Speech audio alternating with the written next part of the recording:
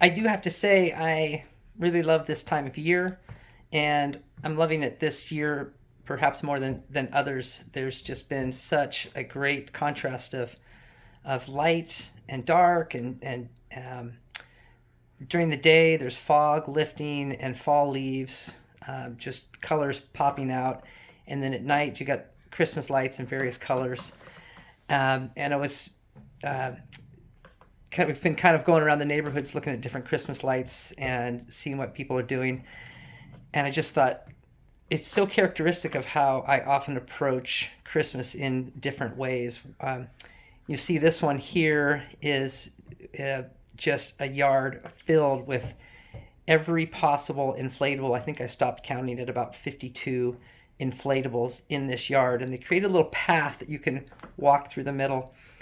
And sometimes my Christmas feels like that, just filled to a little bit oversaturated, a little overflowing with just too much stuff and too many things to do, too many things to buy, that just creates kind of a weight on the season.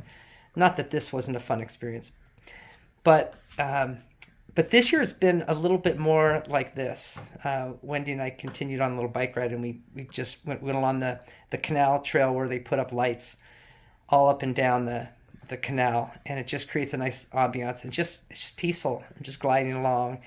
And there's just it's just a highlight of the season, recognizing that we're in this place of knowing that Christ is in our midst, that we're waiting for that final redemption of the world and all of us, and it's exciting, and it's the peace on earth, I think, that the angels proclaimed on that first Christmas. So I hope that you're experiencing a little bit more of that. And if you read today with us Psalm 139, definitely one of my favorites. Just remembering and recognizing that it was God, our Creator, who knit us together so perfectly, just the way He wanted to, and that when we recognize that in ourselves, we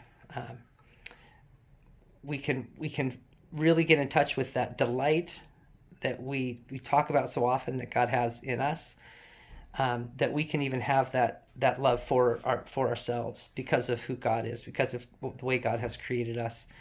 And it makes this season, we can recognize then the delight that God the Father had in all of us, so much so that He would send His only Son to us in such an emphatic way as a humble little baby, who it was knit together in His own human mother's womb, Mary, to show us that He too understands the struggle of it is to be living in this earth but be inhabitants of heaven at the same time.